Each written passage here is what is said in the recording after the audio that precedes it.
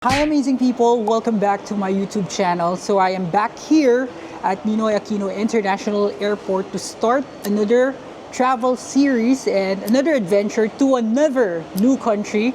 And this is my first time to be visiting this country as well. So if you're planning to visit this particular country, this vlog is for you. So without further ado, we will be visiting the beautiful city of Bangkok in Thailand. So come on guys, let's go.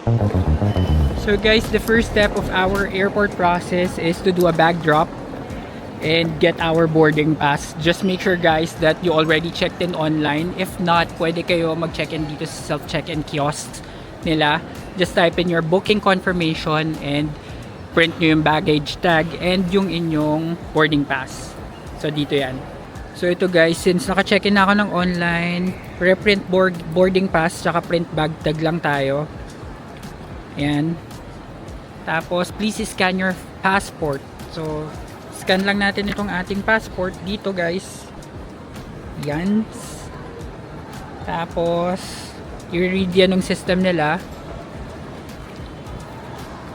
At i-check yung passport details para ma-print yung boarding pass.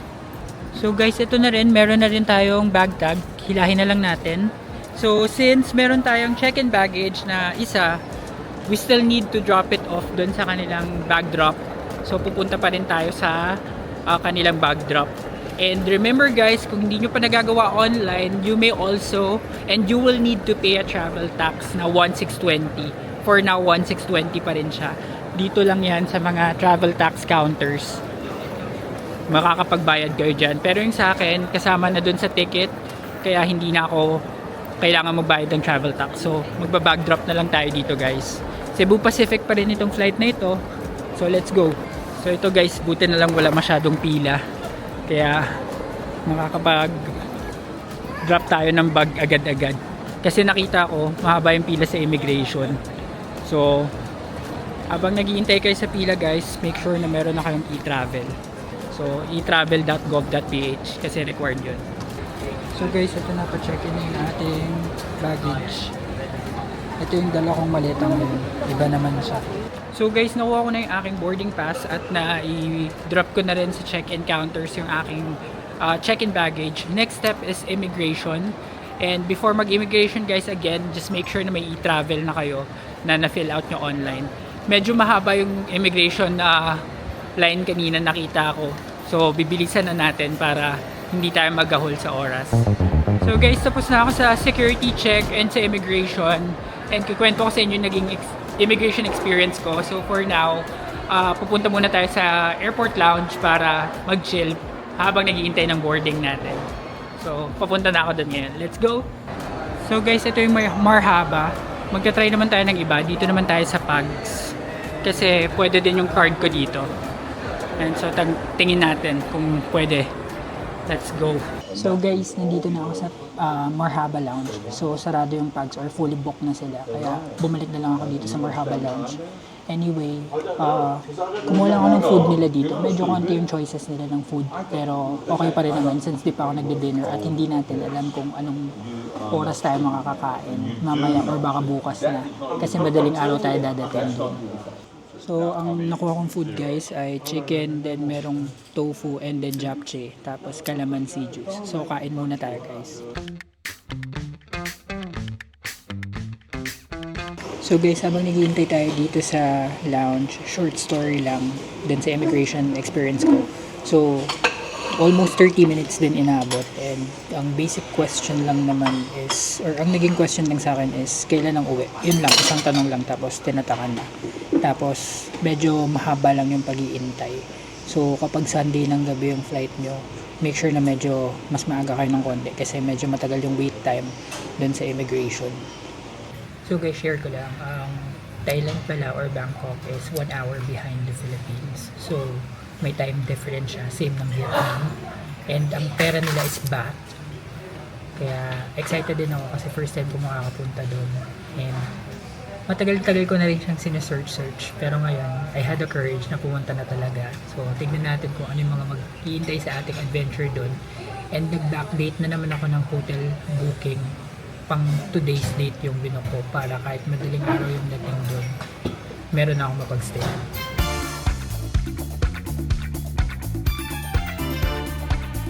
So guys, pababa na ako from the airport lounge at papunta na tayo sa boarding gate. Ayan, may nag-a-announce. Hanapin ko na lang yung boarding gate para makapag-abang-abang na tayo ng boarding. At mahaba-habang flight ito guys, 4 hours yung flight papunta sa Thailand. So let's go! So guys, sa gate 103 tayo. Sa kabilang dulo yun. Kaya lakad na tayo para makarating tayo din agad dun sa dulo. Walang tao ngayon dito masyado sa airport.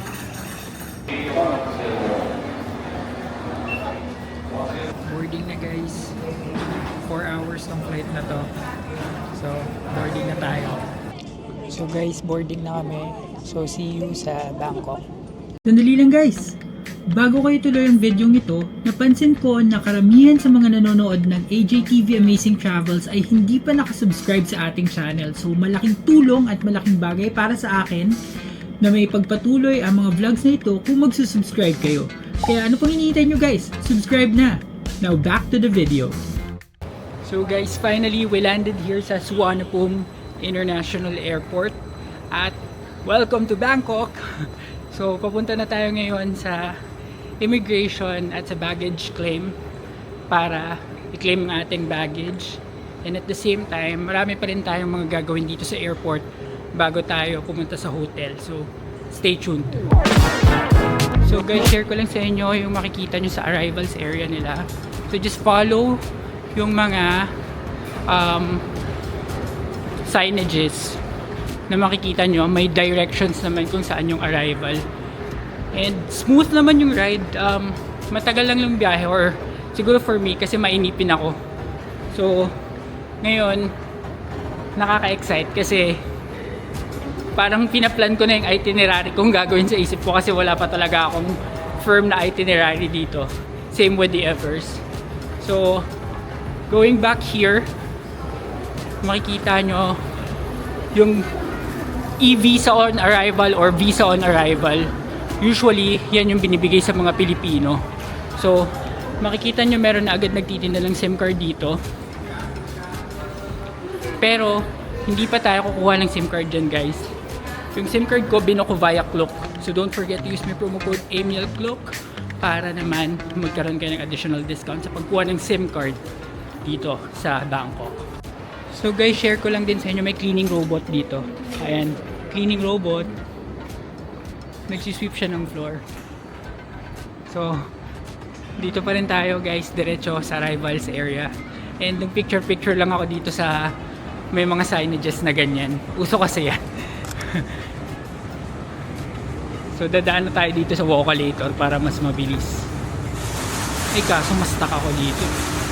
So guys, habang naglalakad tayo papunta dun sa dulong-dulong arrival area, fun fact lang, yung pronunciation nitong airport na ito is kind of different dun sa spelling niya.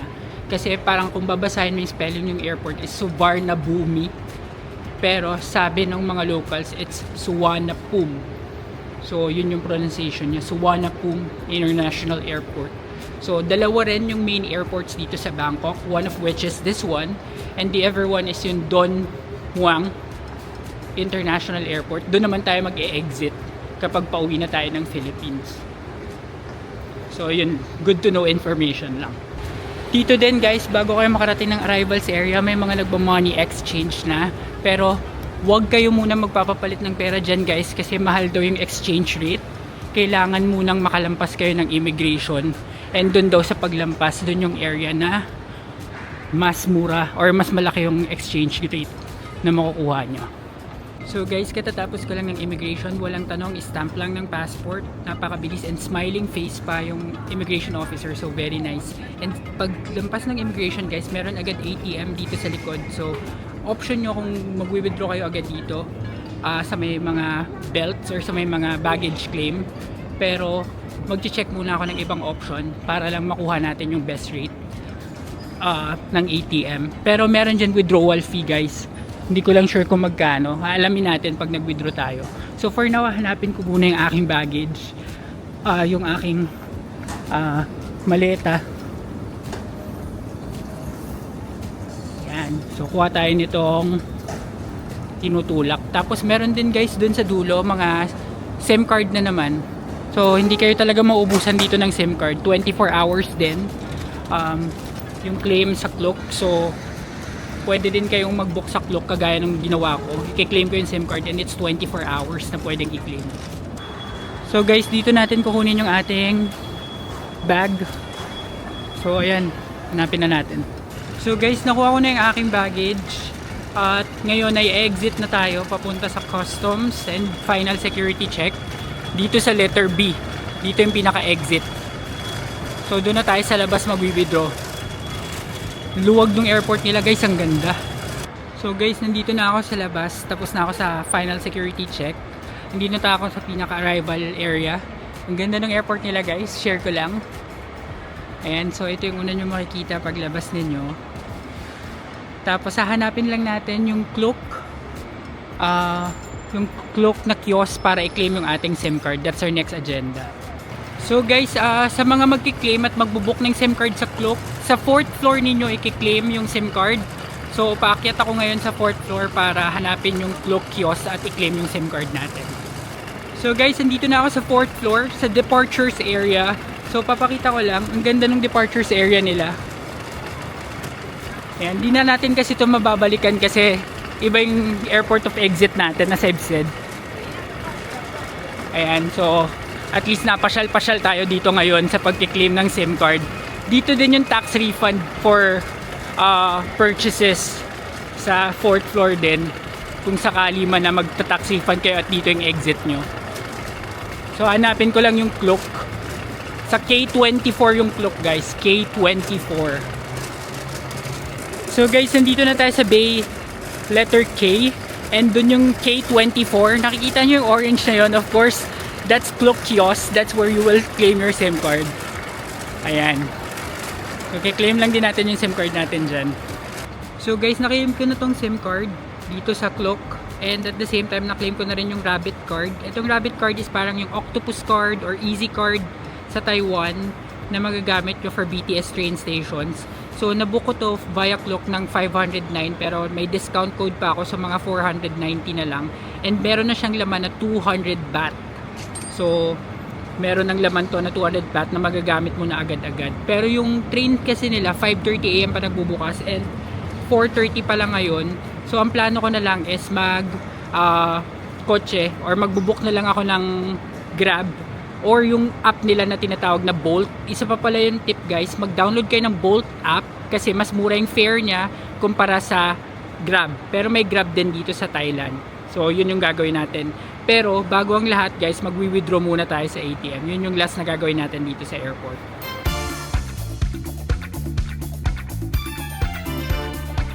So guys, mag-withdraw na tayo sa ATM. Itong sa K-Bank na lang ako mag-withdraw guys. At gagamitin ko yung GCash card kasi yun yung may pinakamurang exchange rate. So, tara guys. Titignan natin kung magkano yung withdraw natin. So, ito na. Insert lang yung GCash card. Tapos, sana may English. Ayan, meron. So guys, nandito ako sa basement. If ever magte-train kayo papunta sa city, dito yun guys, yung BTS station ng airport parekta sa city. Tapos, sa tapat niya may 7-Eleven. Bibili muna ako sa 7-Eleven guys kasi nabasa ko na it's best na meron kang barya at hindi buo yung pera mo sa nabat kasi baka hindi ka nila palitan. So, bibili muna ako dito. So guys, nag-aabang na lang ako dun sa Bolt na binook ko. Ayan, so dito yung pick up point niya. Sana dumating na siya.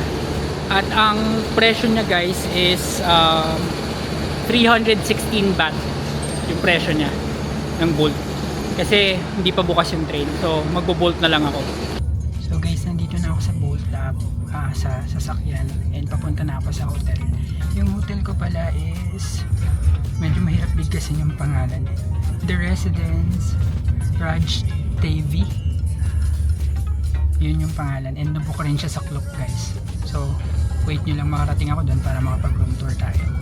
So guys, nakababa na ako dito sa The Residence Ratchatewi Hotel. Dito to malapit sa city center, malapit sa Central World, Icon Siam, and sa lahat ng mga malls. So nakapag-check-in na rin ako. Ito na yung aking keycard. So papunta na tayo ngayon sa hotel room. So ito yung lobby nila guys. Ayan. So medyo madilim dito. So papunta tayo dito sa lift. Let's go! So guys, sabay-sabay tayong papasok dito sa room natin. Okay. So madilim siya. Insert natin itong card. Ayan. So konting room tour lang guys. Ayan yung gamit ko. So pagpasok mo guys, merong closet. Tapos may extra pillows. Tapos wait. Ayan, so mayroong malaking mirror dito guys. Tapos may bathtub sila. Yung toilet and bath nila guys, may bathtub.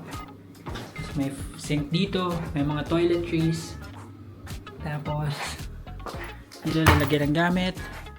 King size bed guys. Yo! Tapos merong upuan dito. May mga water. At merong flat screen TV.